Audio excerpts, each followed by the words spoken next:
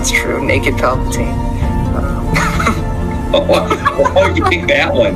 Fresh out of the clone tank, nude Palpatine is my Well, that's the first thing I think of when you say Dark Empire Palpatine.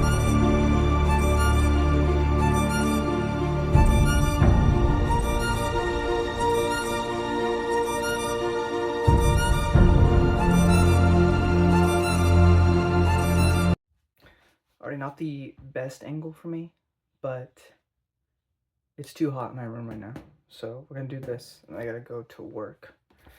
So we have The Witcher, Sword of Destiny, which is chronologically the second short story collection, though publication-wise, I think this was actually first, and then it was The Last Wish, and then it was the mainline novels, and what I reviewed previously before this was Sword of Storms, which came out last, mainly because I think the video games were getting kind of popular, and the author wanted to, you know, make some money off of that, so wrote a new novel, set obviously before a lot of stuff, so.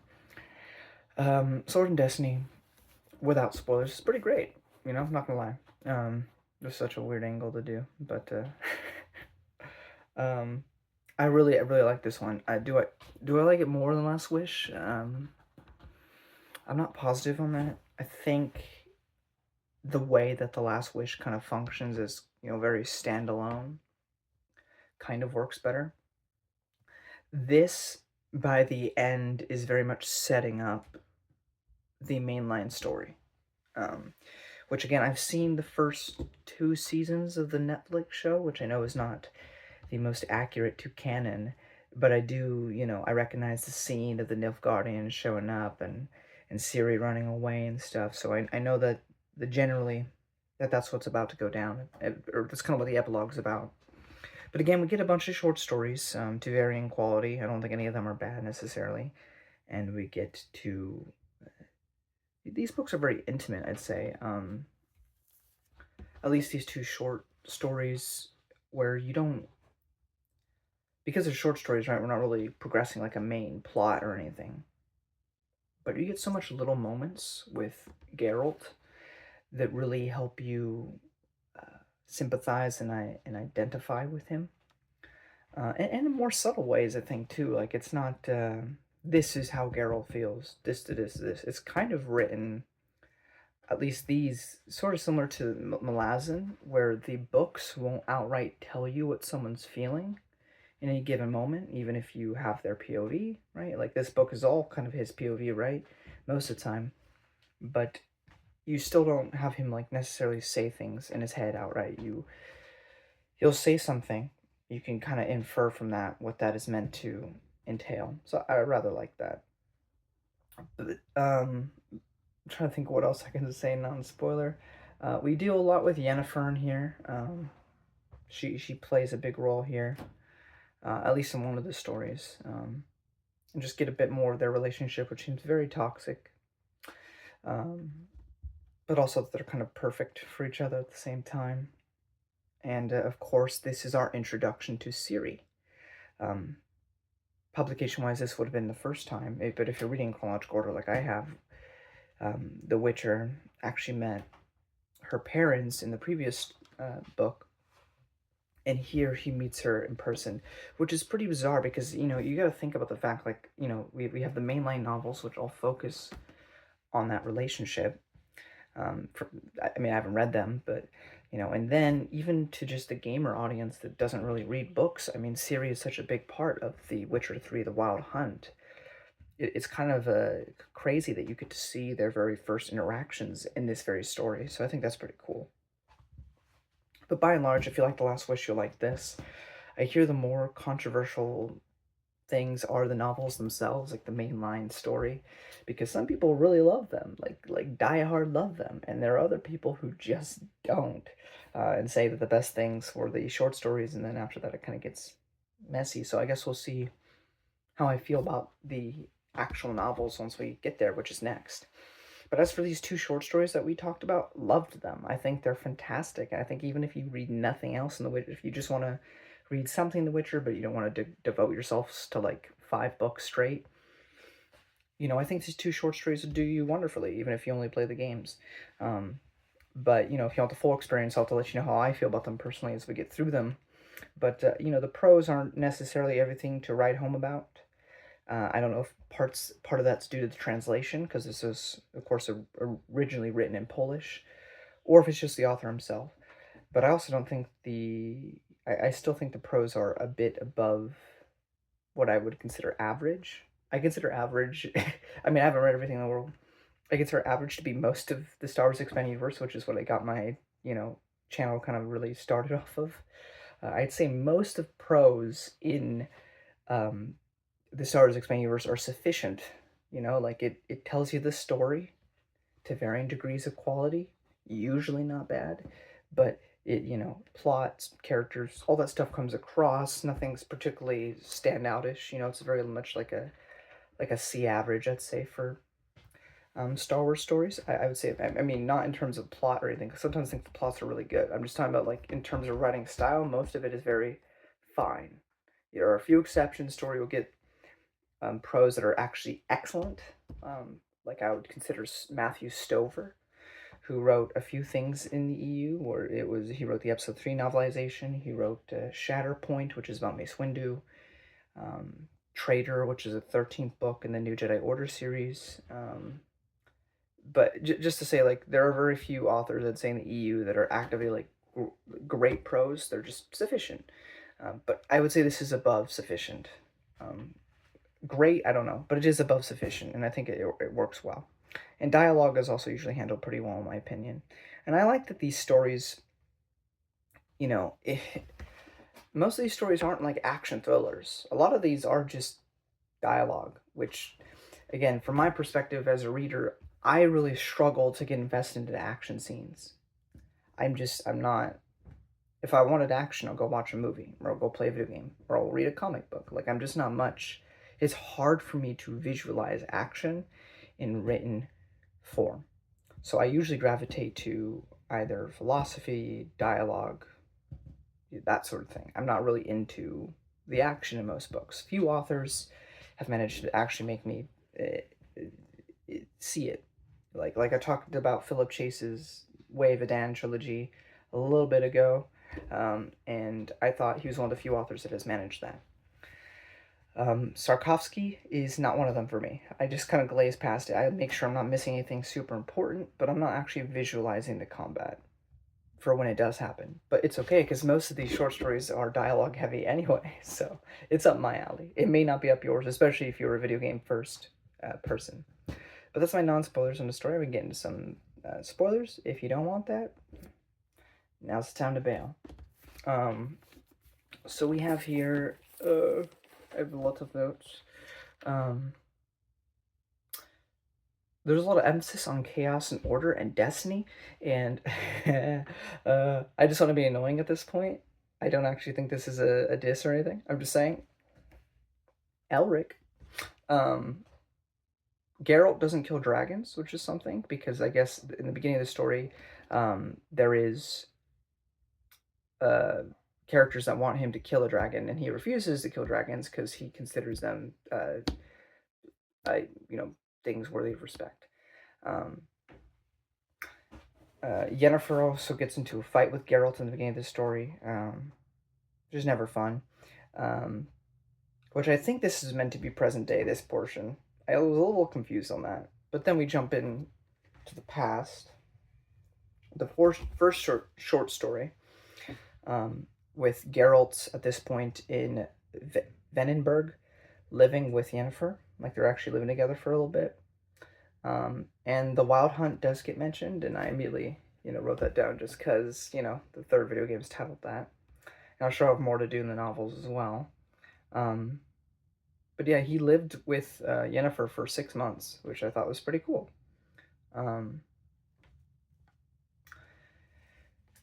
Yennefer is, she's an interesting character. She's with Geralt for 6 months, but she's also seeing this guy named Astrid.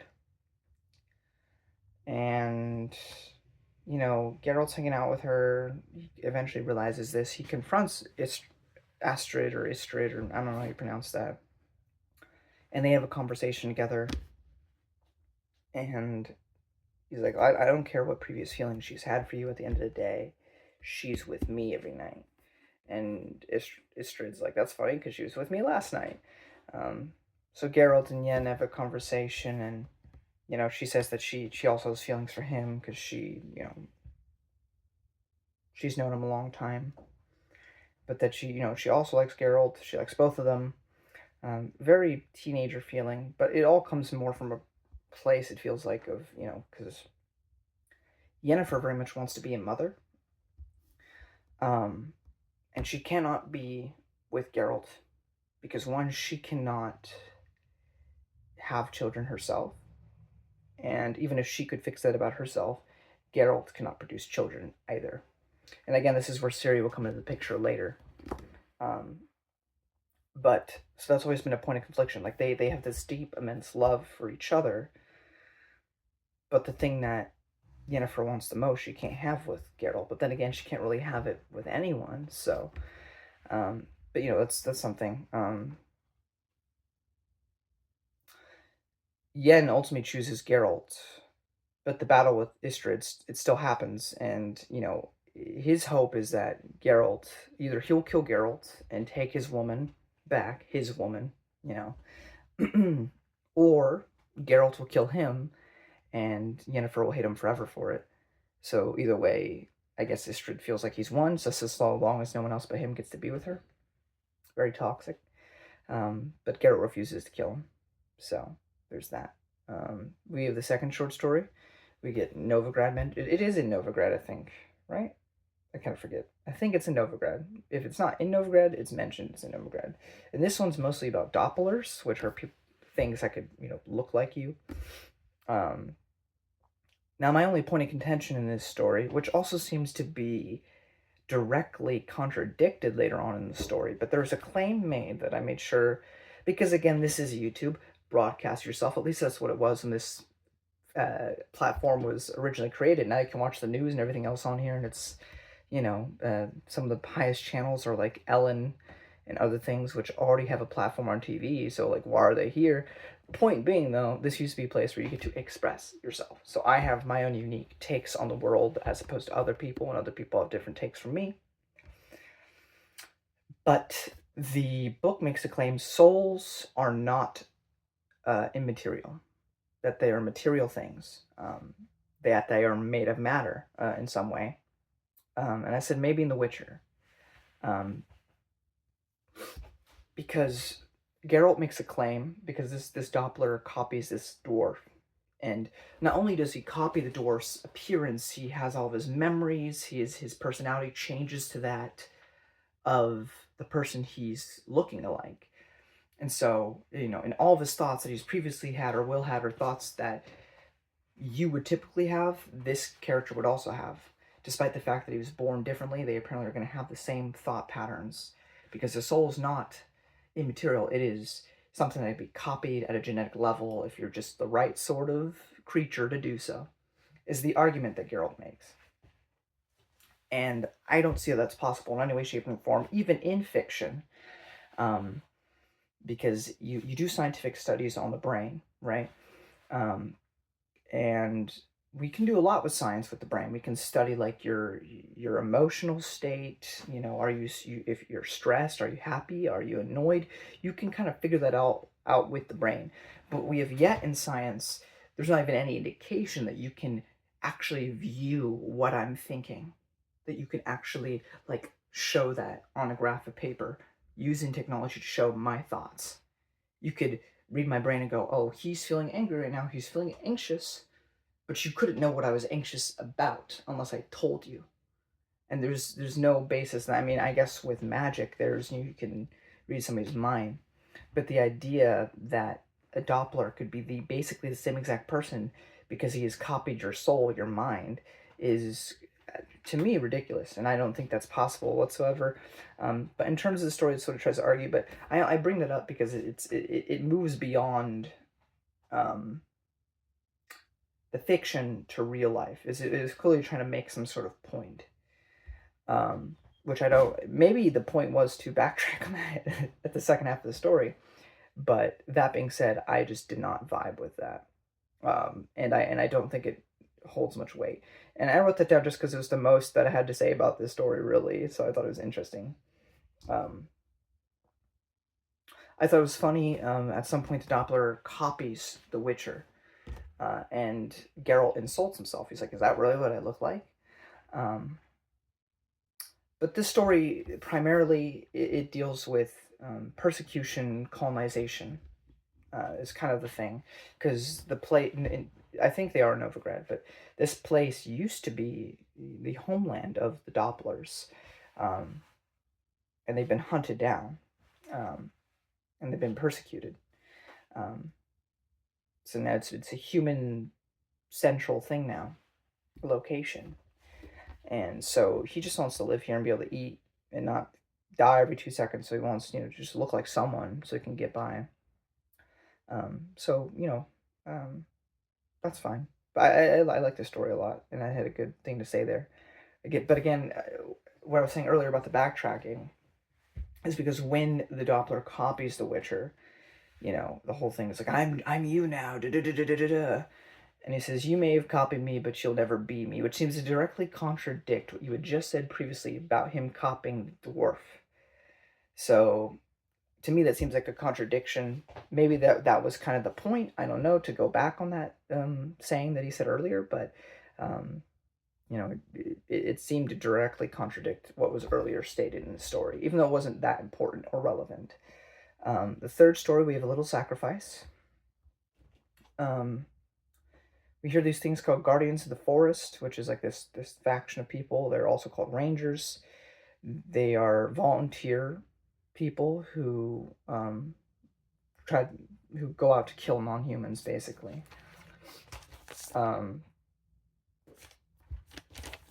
There's a lady named what was it? Erisold? What's her name? Whatever. She clings to Dandelion and kisses Geralt. Geralt and Dandelion have a discussion. Essie. Essie is her name. I'm sorry, Essie. I can't read my own writing.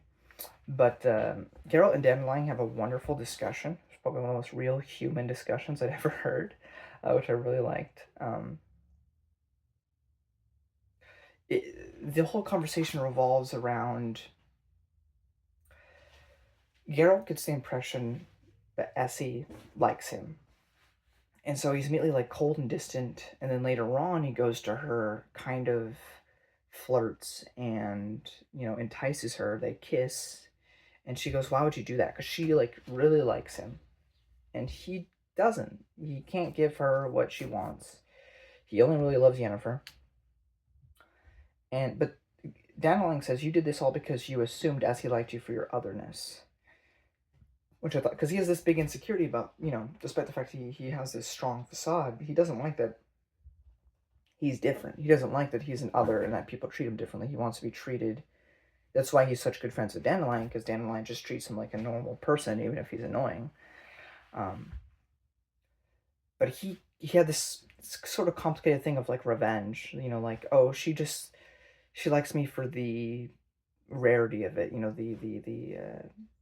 the taboo of it, because I'm not like an average guy. I'm like this weirdo. So he took it to be a completely different thing when it's completely innocent. Like, she fell in love. She saw him and liked him. She had lust. She didn't love him as much as the story tries to present it as love when she barely knows the guy.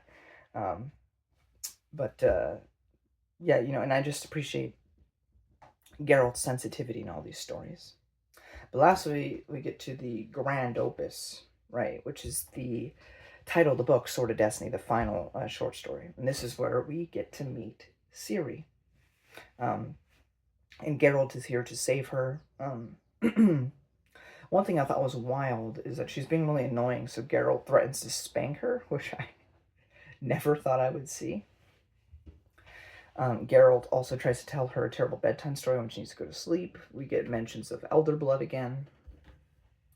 And again, this is written publication-wise first, but if you're reading it chronologically, Geralt remembers, because he's helping this girl, Ciri. He doesn't really know who she is, doesn't know who her parents are. But this portion of the stories where we finally see Geralt just kind of gets this memory of the story, I guess, that you would later see in The Last Wish, where he, makes the promise with the parents. Geralt, at this point he leaves Ciri behind. And then there's a section called Something More. Yennefer tells Geralt to go back to Sintra. So Kaelin, the grandmother to Ciri, have this wonderful discussion together about the whole thing with Ciri and everything, and destiny and all that. But Geralt ultimately decides not to take her. He doesn't do it, and he goes about his way.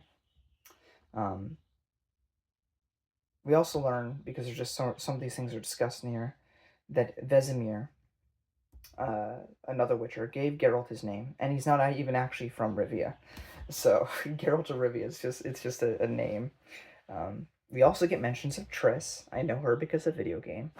And Coral, which is actually really interesting because I just read Season of Storms. I think this is the only time that Coral plays a role. Maybe she's in the mainline books. I don't know. But if so, I mean, you got this name Coral, somebody that you previously had some sort of like romantic entanglement with at some point. But you don't actually get to see that story till years later in Season of Storms. And then the Nilfgaardians. This is the last bit.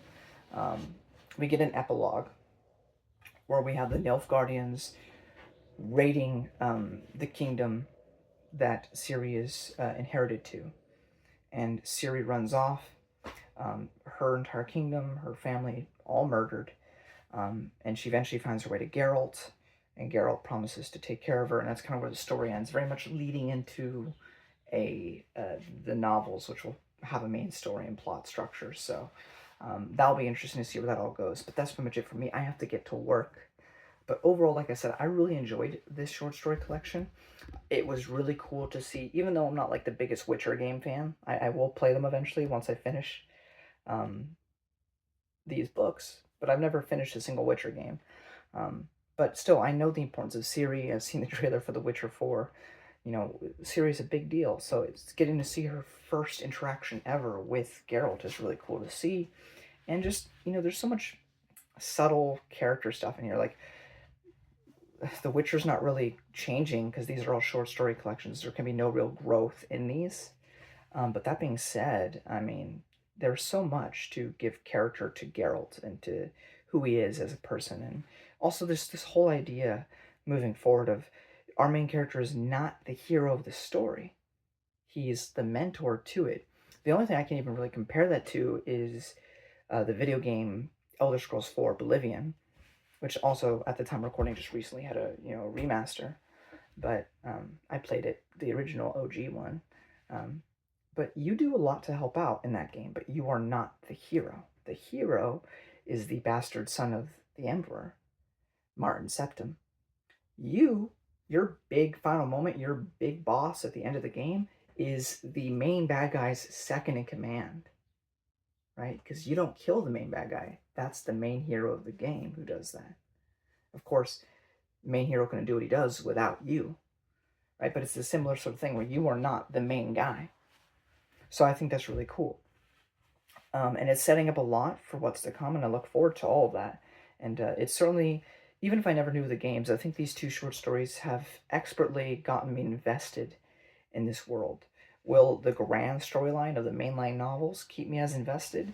I don't know. I hear mixed things, so I guess we'll find out together. But until that time comes, I don't know what catchphrase this one, so I'll see you next time.